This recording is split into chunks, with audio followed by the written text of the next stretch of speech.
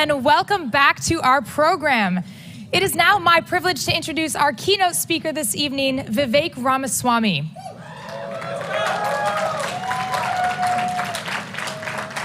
Vivek is an American business leader and New York Times best-selling author. Left-leaning media has called him one of the intellectual godfathers of the anti-woke movement and the right's leading anti-ESG crusader. He was dubbed the CEO of anti-woke by The New Yorker. These certainly sound like badges of honor to me. He graduated summa cum laude in biology from Harvard and received his JD from Yale Law School while working at a hedge fund. He then started a biotech company where he oversaw the development of 5 drugs that went on to become FDA approved. In 2022, he founded Strive, an asset management firm that directly competes with BlackRock, Vanguard, State Street, and others who use the money of everyday citizens to advance environmental and social agendas that many citizens and capital owners disagree with. Talk about an impressive resume, and all under the age of 37. To top it all off, Vivek is running for president and describes himself as an independent voice and a patriot who actually speaks the truth. Next month, on August 23rd in Milwaukee, Wisconsin, you can catch him at the first presidential debate, of which YAF is a proud co-host. All of you are invited to join YAF on the day of the debate for a massive block party outside the Pfizer Forum where the debate is happening. Enjoy live entertainment, cornhole, food trucks, exclusive swag, giveaways, and so much more. Engage with some of the top leaders of the conservative movement, attend the most high-energy watch party in the country, and even be entered for a chance to gain a seat inside the presidential debate itself. This event is free and is open to students of all ages, young adults, and families. More information can be found on our website, yaf.org/events. Now, without further ado, please join me in welcoming to the YAF stage for the very first time, Vivek Ramaswamy.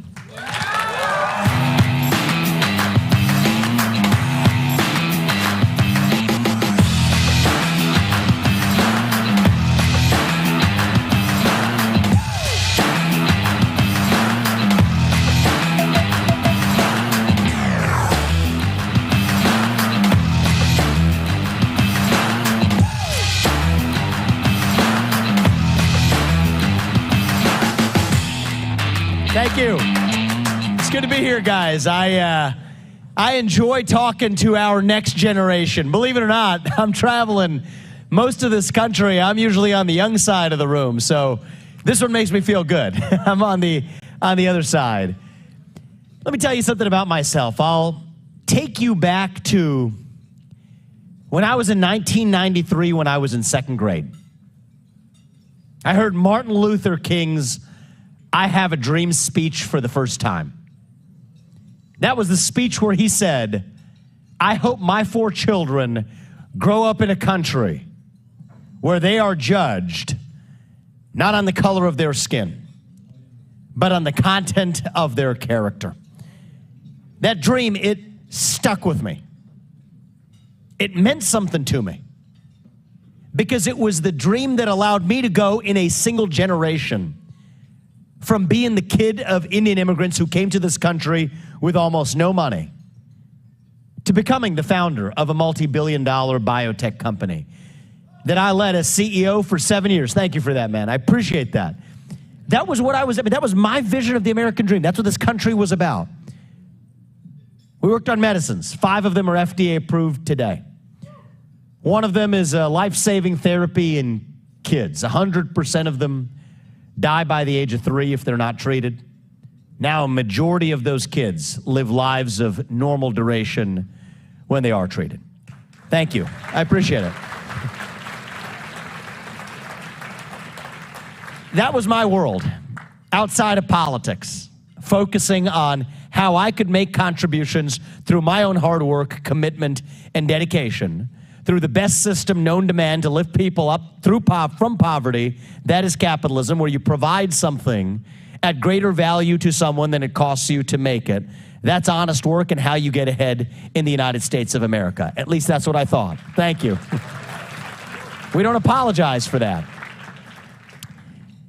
But I stepped down from my job as a biotech CEO to focus on a different kind of cancer.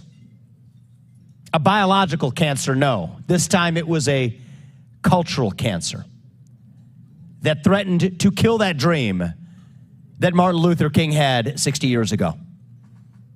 A cultural cancer that threatened to kill that dream that allowed me to achieve everything I ever had in my life. That is a new secular cult in this country that has led us to the doorstep of a national identity crisis. That's where I think we are today. We're in the middle of a nationwide identity crisis. I speak to you, many of you are in Gen Z. I speak to you as a member of my generation. I'm a millennial. I'm the first millennial ever to run for U.S. president as a Republican. I appreciate that. And I will tell you something, speaking as a member of my generation, really on behalf of our generations, that what's going on in our country today is that we are all so hungry for a cause.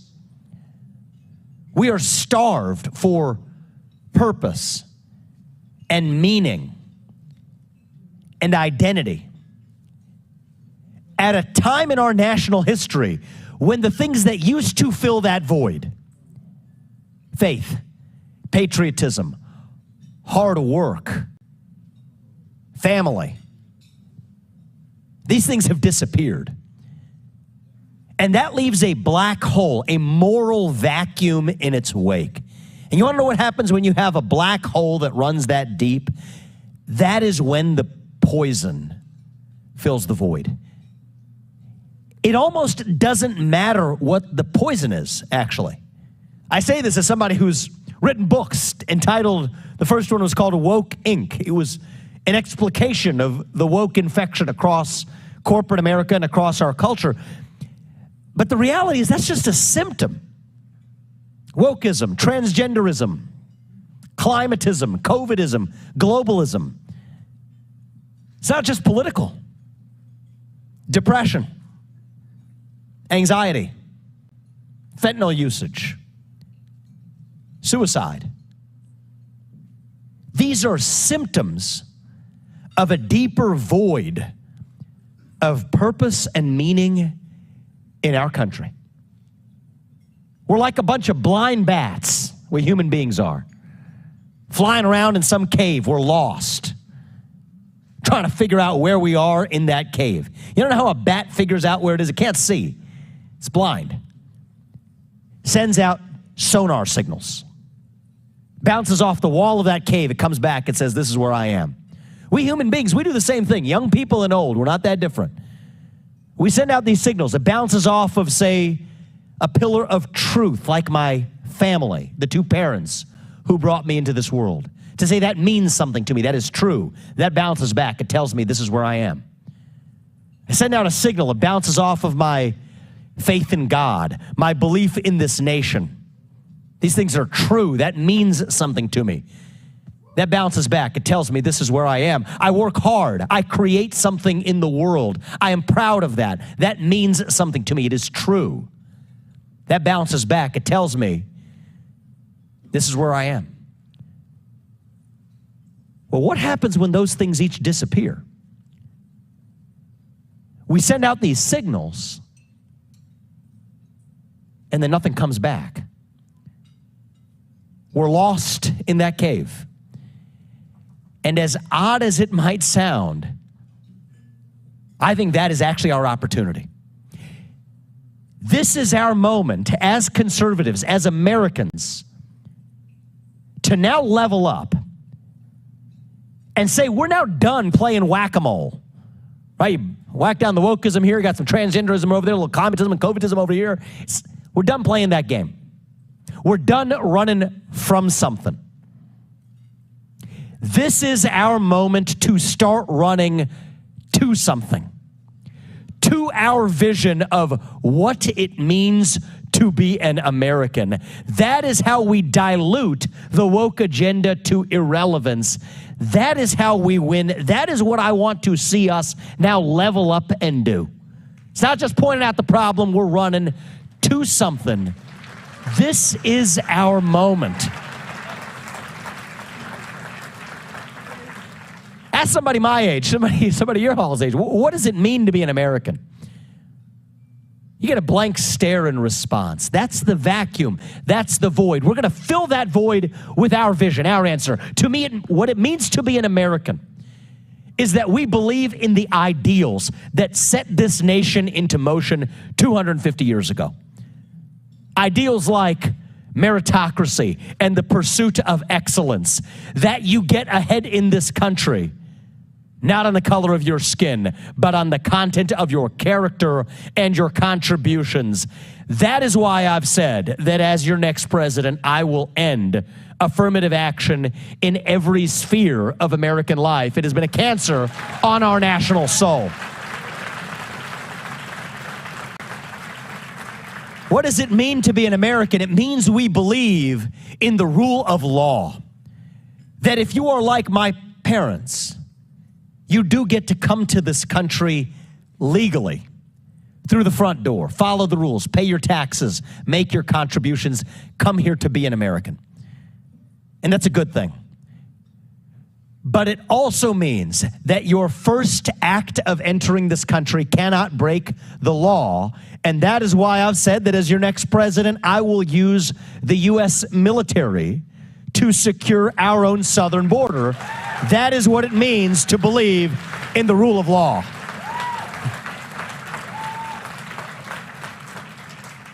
What does it mean to be an American? It means we believe in a radical dream that our founding fathers had, a radical dream that I have as a citizen today, that the people who we elect to run the government ought to be the ones who actually run the government, not this managerial, bureaucratic deep state that actually runs the show today. If you all put me there as your next president, and I can't work for the federal government for more than 8 years, which I think is a good thing, then neither should any of those federal bureaucrats reporting into me either. 8-year term limits for the bureaucracy instead of these civil service protections. And when there's a government agency that should not exist, that has become so corrupt that it moves beyond the point of reform, we can't just tinker around the edges and hope for change. The right answer is that we will take those three-letter agencies, starting from the Department of Education to the FBI, to the ATF, to the IRS, to the CDC, and we will shut them down. That is how we revive our constitutional republic in this country. There's certain moments that come over the course of American history. You all are lucky to grow up in one of them. We live in a 1776 moment right now. This is not about Republicans and Democrats in the year 2023. It is not black versus white. It is not man versus woman. It's not red versus blue. This is a moment between the managerial class and the everyday citizen. That is what we fought an American Revolution for 250 years ago. To say that we the people, for better or worse, we the people settle our differences through free speech and open debate in the public square where every person's voice and vote counts equally in a constitutional republic, where we can be trusted to make those decisions instead of delegating them to the back of palace halls, whether that's in old world Europe or whether that's a palace hall in a government bureaucratic building or BlackRock's corner office on Park Avenue in Manhattan. We reject that vision. That is the Great Reset. We stand for the Great Uprising. That is the 1776 moment. You all live in that moment. And this is one of those rare moments where we look ourselves in the mirror and we ask ourselves, that's what I think the 2024 election is about, by the way. That is what I think this primary is about, by the way. Do we want incremental reform, or do we want a true revolution in this country. I stand on the side of the American Revolution. I stand for the ideals of 1776. Above all, 1776 and our American Revolution was founded on the truth, that we would speak the truth, that we would stand up for the truth, that we would do it without apology. That is what we're doing starting tonight. We're speaking the truth, and we will do it without apology. God is real. There are two genders. Fossil fuels are a requirement for human prosperity.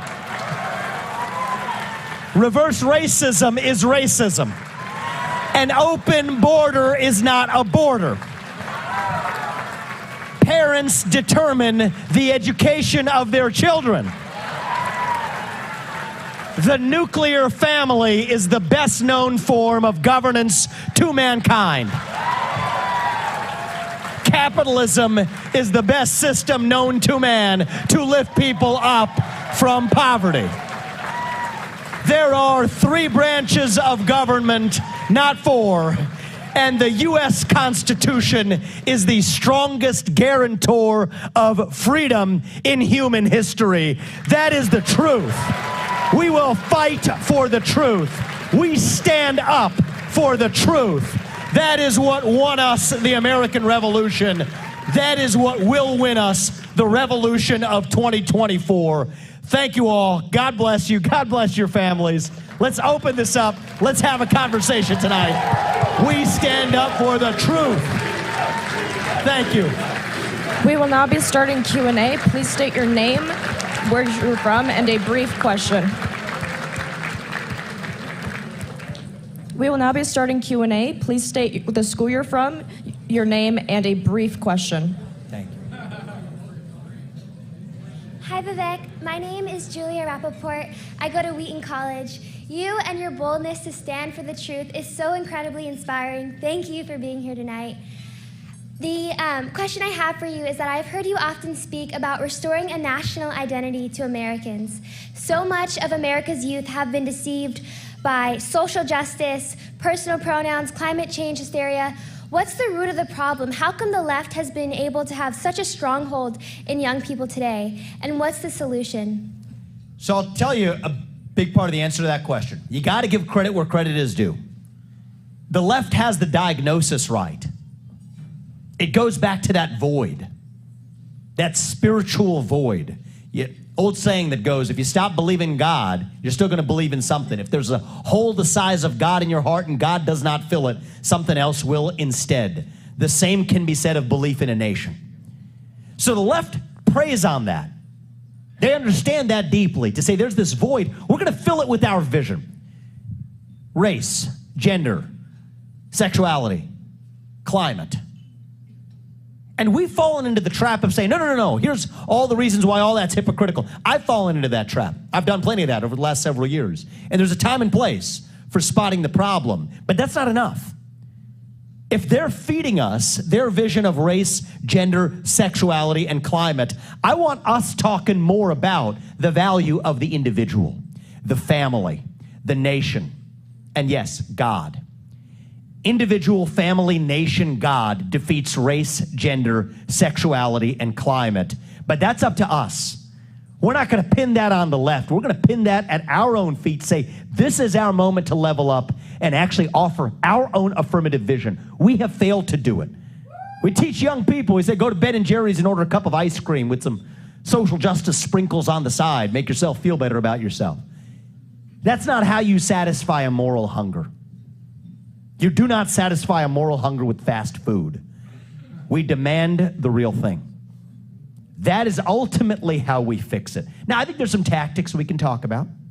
I think every high school student in this country should have to pass the same civics test that every immigrant has to pass in order to become a citizen of this country.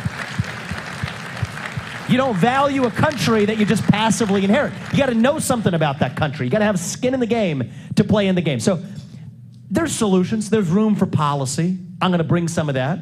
If you elect me as your next president, I have ideas of specifics we'll bring to the table. But that's still just symptomatic therapy. We need to revive the real thing. And I think that's how we actually dilute the poison to irrelevance. That's how we win. Thanks for that question. I appreciate it. Thank you so much. Thank you. Thank you.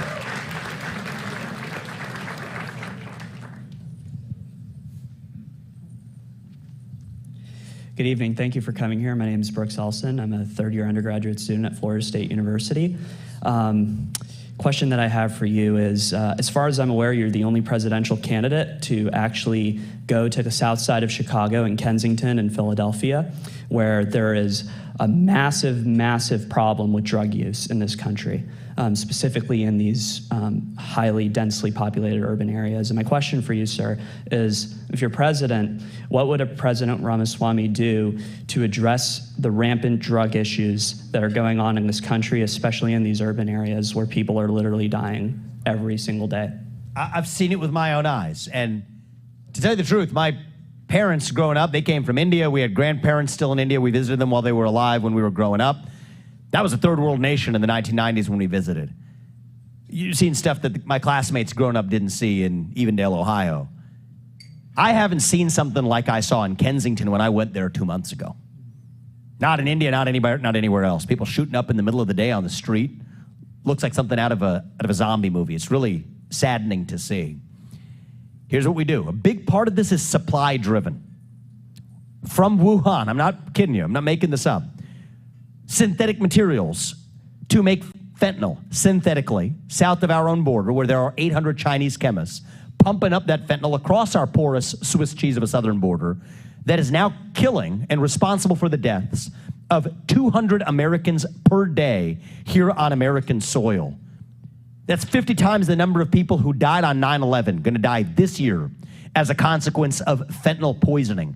I say poisoning, not overdose, because many of them are dying of, they're thinking they're taking Percocet. They're actually laced with fentanyl.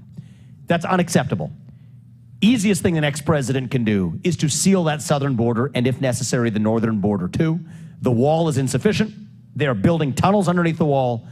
Using the military is legally, morally, and ethically justified. I can get that done through redeployments in the first 6 months on the job. We're done with the supply side of the problem. There's a second half to this. It's always easy to point the finger at somebody else, and here it's correctly pointed at somebody else. But we also have to take a long, hard look in the mirror. There's a demand side problem in this country. I talked to actually one of those people while he was, I think it must have been heroin, shooting up, and we're just having a conversation in Kensington. So what are the aid programs available here? So when we go to the aid programs, he pointed to me where the shed was. It's a place that gets reams of money. It looks like it must be some fraudulent operation still sitting out there like it's a shed, where they give away, as he says it, crack pipes and needles. We have a bad habit in this country of paying people to do the exact opposite of what we should want them to do. Give them free tools to use drugs instead of finding people a path off of drugs. Pay people in Kensington, to the south side of Chicago, women, more money not to have a man in the house than to actually have two parents in the house. More money not to go to work than to go to work.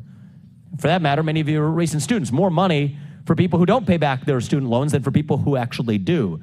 That's a bad habit we need to end in this country, is stop using federal taxpayer dollars to give money to people to do exactly the opposite of what we should actually want them to be doing to live flourishing lives. And a big part of the reason we see it, it is not a coincidence that we see the rise of this depression and anxiety and mental health epidemic at the same time that we see the rise of this drug epidemic in our country. That goes back to reviving our own fortitude and discovering who we really are as a people. And so yes, the Mexico piece of this is half of it, but half of it is fixing the demand side of the problem. And I think we have good news, is we have solutions on both fronts. It's just going to take a president with a spine to actually deliver it. Thank you, man. I appreciate it. Thank you. Please. Hello, Mr. Ramaswamy. My name is Jonathan Panton, and I'm a law student at Chicago-Kent College of Law. Sir, I'm concerned about your policy regarding a potential peace in Ukraine, a peace deal, because I believe that it would fail to deter Vladimir Putin from launching a future invasion of Ukraine, just as the Munich Agreement failed to deter Adolf Hitler from invading Poland just 1 year later. So can you please explain your policy position on the Ukraine peace deal? Jonathan, first of all, let's give Jonathan a hand for asking a challenging question to a presidential candidate standing in front of him. I appreciate that. We need young people, we need everybody in this country to have the courage to stand up when you may be even the only person in the room who believes what you do, to stand up and actually say it. So thank you for that. I'll tell you what my vision is for ending the Ukraine war. I'm a George Washington, America First conservative. I believe in advancing the interests of our nation. And the way we help the world is that when America is strong at home, we set an example for what is possible for the rest of the free world. So not everyone in this room has to agree with me. My rule as a political candidate is I will tell you who I am and what I believe. Whether you vote for me, that's your choice. And if enough of you put me there, I'll do the job for 8 years. Here's what I believe in Ukraine. I do not believe that this war advances American interests. I do not believe we should be spending $200 billion of taxpayer money to protect somebody else's border halfway around the world when we could use it to protect our own border here at home, right? I also do not believe, and I'm going to also do my part, right? Some of these things you're not supposed to say in public. I'm going to say them to you all anyway. I don't believe that Ukraine is some model of democracy. That is a farce. This is an autocratic state that has banned 11 opposition parties, that has consolidated all media into one state media arm. And so the idea that we're defending democracy against autocracy, these are two thugs going at each other in some other part of the world. Now my question is, how do we advance American interests? So the top threat the U.S. faces, and I'm going to take a moment to explain this because nobody in either party is talking about it. Nobody in the media is talking about it, and you all deserve to know because you will be the ones affected by it if we don't solve it. The Russia-China military alliance. This is actually the top threat we face. So we want to draw a World War II analogy. Let's talk about Japan and Germany. Okay, that's what I see here in Russia and China, except they have one continuous landmass. Top nuclear stockpile in the world. Hypersonic missile capabilities ahead of that of the U.S. That's Russia. A naval capacity that's ahead of that of the United States. That's in China's hand, by the way, in an economy that we depend on for the shoes on our feet and the phones in our pockets. That's the Russia-China alliance. We are driving Russia into China's arms as we further arm Ukraine in this war that, you mark my words and you hold my feet to this fire, by the time we're even done with this primary, will be a war that it is evident that we will not win because we don't even know what winning means. And in the meantime, we will have driven Russia even further into China's arms. So the deal I would do with Putin is it, and by the way, a good deal, everybody has to get something out of the trade. Let's just be honest about that. The deal I would do with Putin is I would say we would freeze the current lines of control. That's a Korean War-style armistice. We've done it before. Freeze the lines. And further make a hard commitment that NATO will not admit Ukraine to NATO. That's important. But we demand something even greater in return to us. It's a bigger win for us. Putin has to exit his military alliance with China.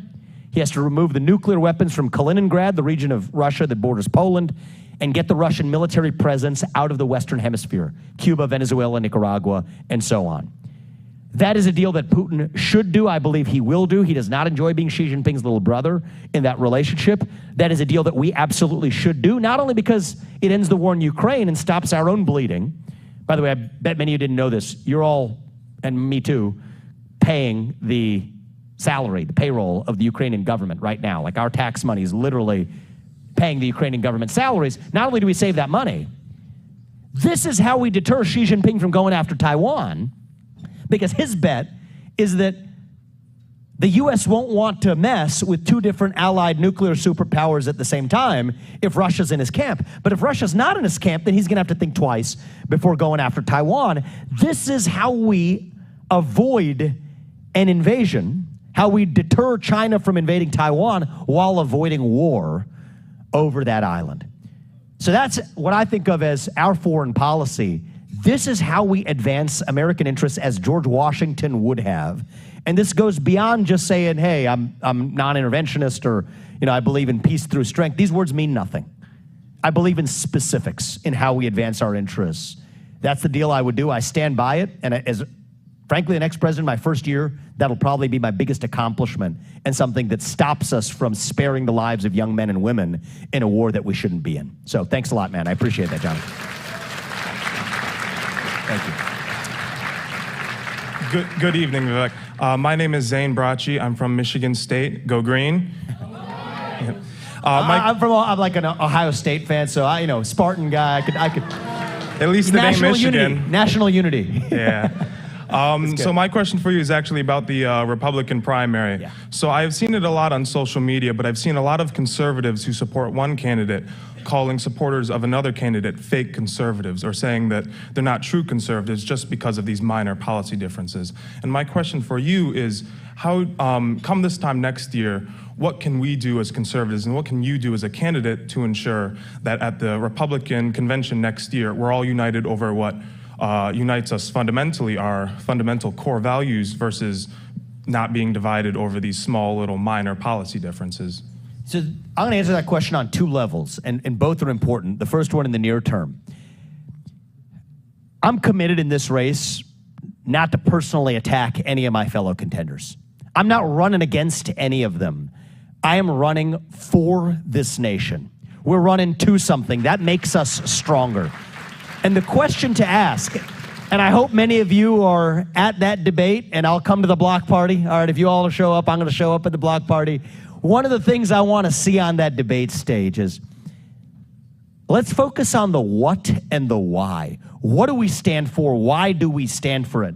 We don't need to obsess over the who. Right? That's actually what we need to define. What does it mean to be a conservative today? That's how we unite our movement. And then we level that up, take that same approach, and that's how we unite this country. What does it mean to be an American? I don't even talk about Republicans and Democrats. It doesn't interest me because both words don't particularly mean something to me right now anyway. The definitions of each are really on the table if we're honest about it. My question is, are we pro-American? Do we stand for the ideals this nation was founded on? Free speech, self-governance, the rule of law, excellence, the pursuit of meritocracy. Or are we fundamentally, and it exists in this country, anti-American?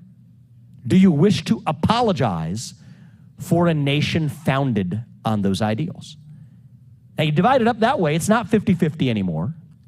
It is easily 80-20 in our favor, and half the 20 are people at least younger than me who never learned what those ideals were in the first place, who, with your help, we can actually bring along with us. So that's what I think is possible, and I think that we can't unite this country if we don't unite our movement first. And the way we unite our movement is recognizing that it's not about me. It's not about us. In the spirit of being honest, I'm just going to speak it to you straight. America First does not belong to me. It doesn't belong to Donald Trump. It doesn't belong to anybody who's on the stage running for president. It belongs to you, to us, to we the people of this country. It is not just being done by us. It is being done through us.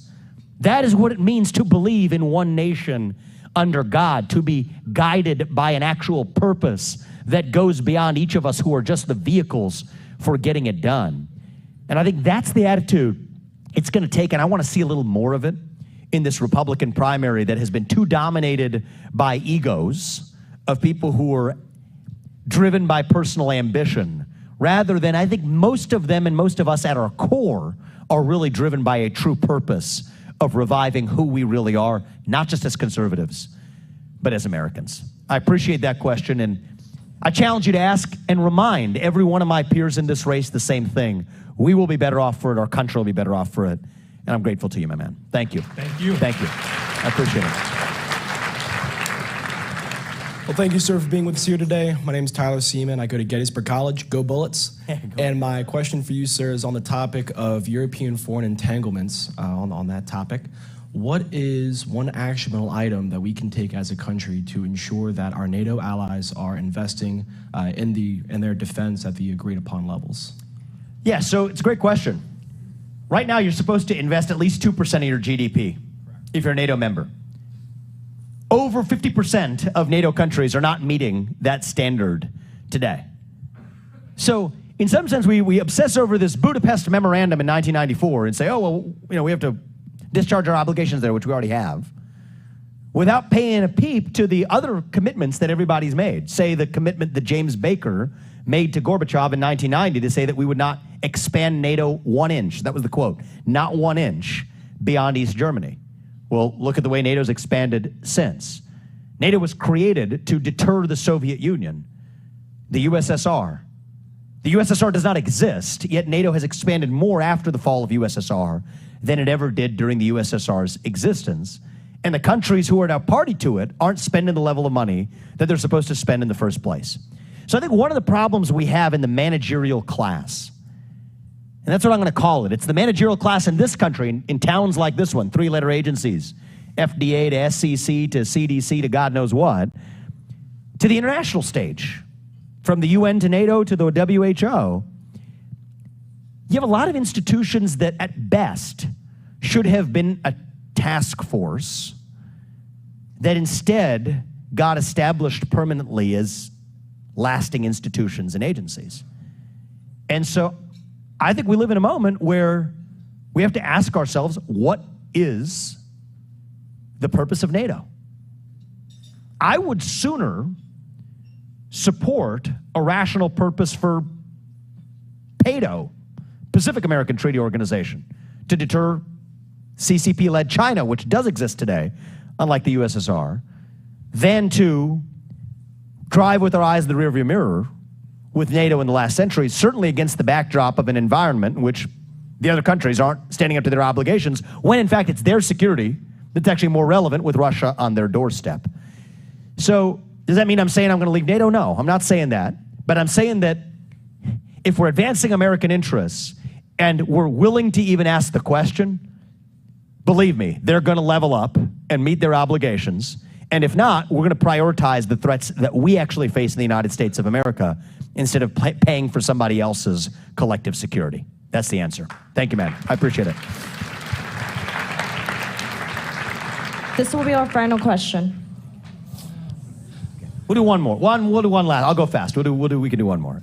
Thank you, Mr. Ramaswamy. First time I heard about you was in Utah at a special event where Glenn Beck mentioned this Vivek Ramaswamy, who had done something towards ESG. And the name it's a familiar name. It resonated in my ears. So I looked into you, and I've been able to follow you even before your campaign. And I appreciate your succinctness, your articulation with how you'll do things, not just what you'll do. My question is something that I feel is very important. I followed everything that you've said. As far as I can tell, you haven't spoken on this issue. Please correct me if I'm wrong. Recently, the movie Sound of Freedom has come out and shed light on a problem that is of profound importance and brought this problem to the light and knowledge of many Americans and people throughout the world. My question is, as a presidential candidate, will you make addressing human trafficking, but specifically child trafficking, a prioritized part of your campaign? Absolutely, and you're right, I haven't talked about it as much, though I have in a few instances. I'm grateful for the people who made that film, putting a spotlight on what is not just a U.S.-specific issue, but a global issue. And I think the job of the U.S. president is to address that issue first as it relates to the United States. And the unfortunate, unspoken truth is that it is a real issue, even here in the U.S. So one of the ways we address it is the porous southern border in both directions. That's a big part of the child trafficking ring that spans transnational boundaries. That goes a long way. The second thing we need to do is actually enforce the laws that are already on the books. This is where the failure of corrupt institutions like the FBI come back. It's not just the politicized prosecutions of people of one political persuasion versus another. That's what makes cable news at night. But the reality is the FBI has been disastrous at actually enforcing the laws on the books as it relates to crossing state lines with kids in an inappropriate way, part of child sex trafficking or worse, where other institutions actually have been much more successful, like the U.S. Marshals. So one of the things I've done is I don't believe in just taking these things, turning them into slogans, and then check the box and get to the White House and do nothing. I believe in actual specificity of how we're going to get it done. So when I say we're going to shut down the FBI, I actually mean it. 35,000 people work there. 20,000 of them are in back office positions, which is mostly where the politicization comes from. They're going to be gone and have to find work and honest work in the private sector. But 15,000 of them are actually talented special agents. They've lost some of their specialization, but many of them are talented special agents on the front lines that we need to reorganize into the U.S. Marshals, into the DEA, into the Financial Crimes Enforcement Network, where they have greater specialization. And the U.S. Marshals, I think, will be well equipped to actually carry this function out without politicization and without taint. And I then come back to, are we going to solve the entire problem in the world with that fell swoop? We're not. I think we should be honest about that. But we set an example of what is possible to show the world this is how it's done. This is what it means to stand for freedom, including to protect our most valuable national asset, our kids. And for me, I speak on this not just as a presidential candidate, but as a father of 2 young sons, 3 years old and 1 year old myself. This is personal to me. And I think it's important that we actually stand up for our values with the spine rather than sweeping that underbelly under a rug as we have. Thank you for that question. And I'll take one last one before we wrap up.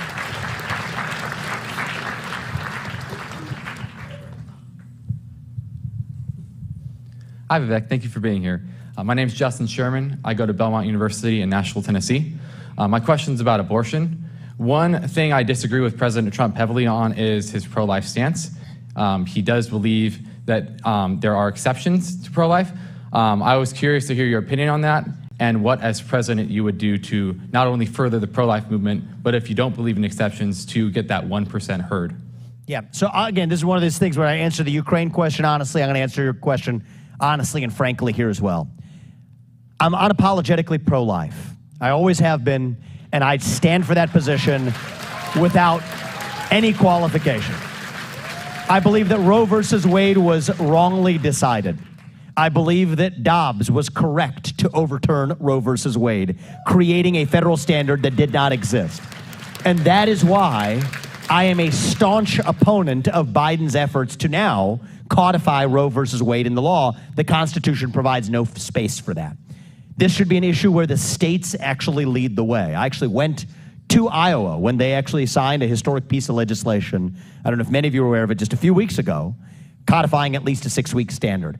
I think that this is progress that should come from the states. I also believe, as a constitutionalist, that we have to be consistent in constitutional principles.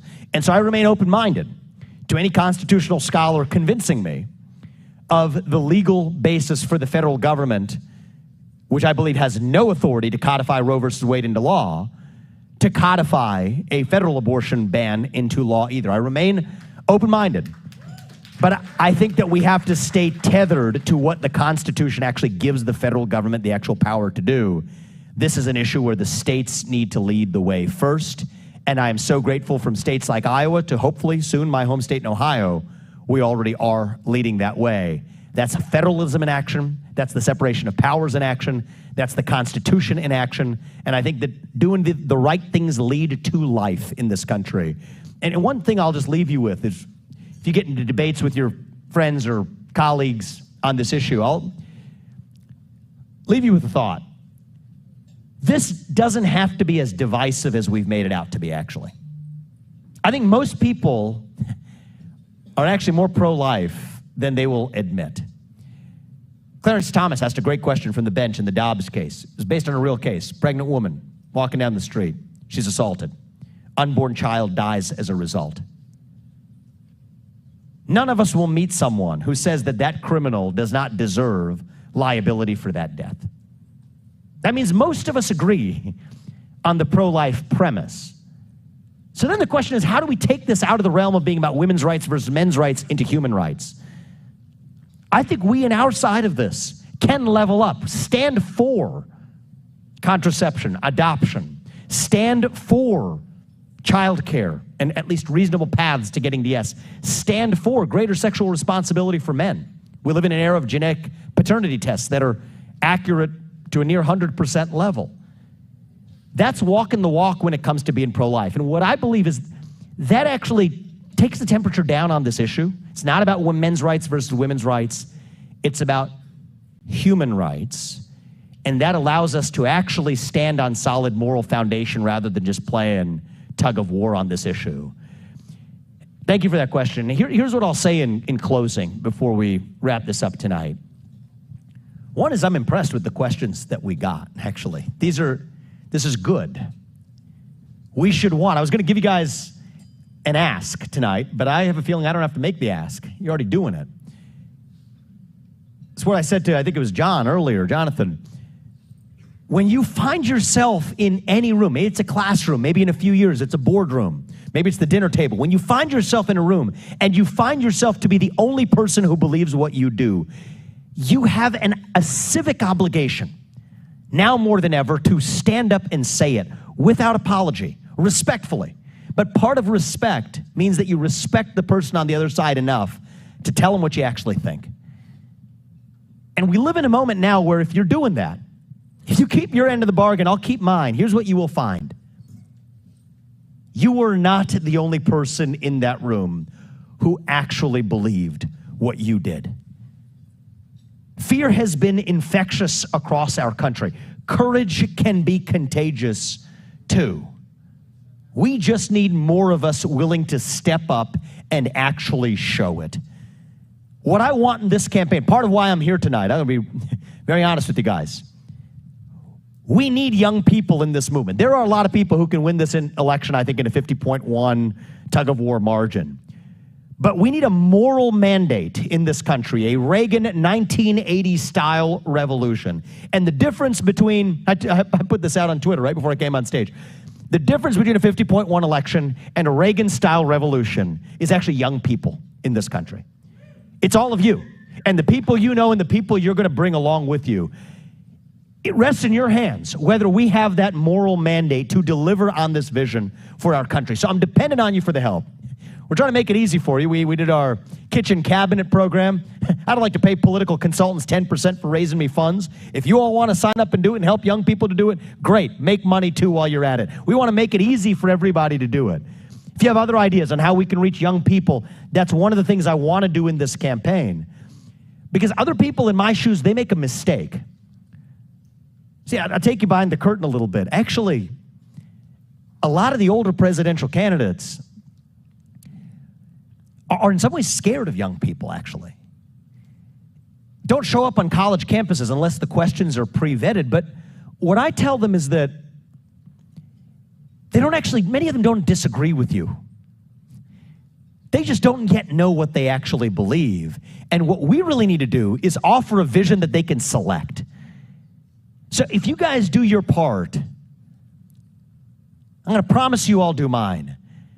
We are not some nation in decline, actually. We're taught to believe that we're at the end of the Roman Empire, that we're more like Carthage than Rome. Rome lasted 2,000 years. I don't think we have to be Rome. I don't think we have to be Carthage. I don't think we have to be a nation in decline. I think the truth is, as a nation, we are really just a little young, actually. Going through our own version of adolescence. Figuring out who we're really going to be when we grow up. And when you view it that way, it makes sense. Right? You go through adolescence, you go through that identity crisis. You lose your self-confidence. You lose your way a little bit. We're lost. That's where we are now. But I don't think we have to be in decline. I think we are still a nation in our ascent. In the early stages of our ascent. I don't even think we're at base camp yet. Rome lasted 2,000 years, including the second half. We're 250 years into this ball game. I think we're still on our way up. We've been taught to celebrate our diversity and our differences so much that we forgot all of the ways we are really just the same as Americans, bound by that common set of ideals that birthed this nation 250 years ago. I believe it deep in my bones that those ideals still exist. I need your help so that we together can actually revive them. E pluribus unum. From many, one. That's what won us the American Revolution. That is what reunited us after the Civil War. That is what won us 2 world wars and the Cold War. That is what still gives hope to the free world. And if we can revive that dream over group identity and victimhood and grievance, then nobody in the world, not a nation, not a corporation, not a virus is going to defeat us. That is what American exceptionalism is all about, and that is what we together will revive to save this great nation. Thank you all. God bless your families. God bless you. And God bless our United States of America. Thank you.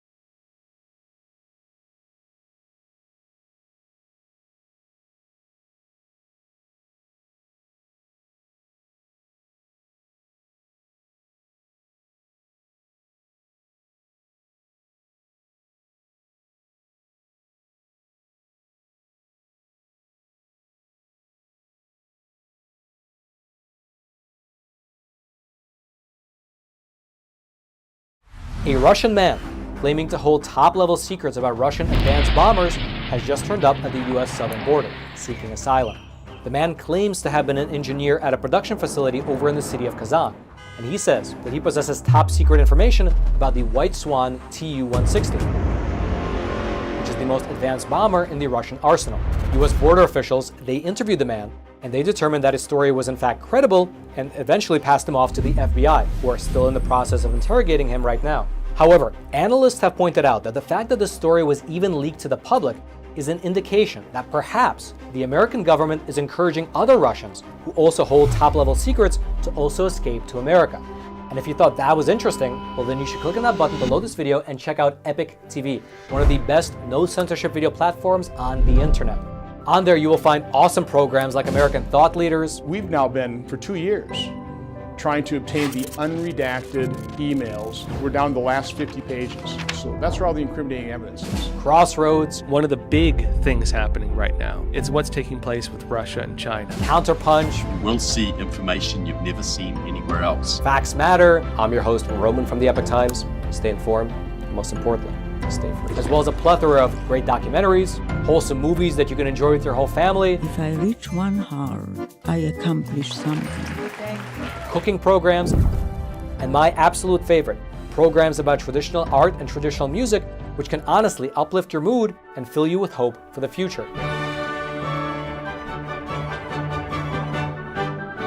And the best thing about Epic TV, at least in my opinion, is that there's no corporate backing and there's no allegiance to some anti-American agenda. How dare you come to this peaceful community and try to scam these people? What the hell are you talking about? But rather, it's just good, honest, wholesome content that's based in truth and tradition. I saw him. It was incredible. Something that you can actually sit down with your whole family and enjoy, knowing that some ideology is not about to be pushed upon you. And who's fighting it? We're fighting it here at Epoch Times, and we need to keep bringing you the news. And so again, if you'd like to check out Epic TV, just click on that button below this video. You and your family will absolutely love it.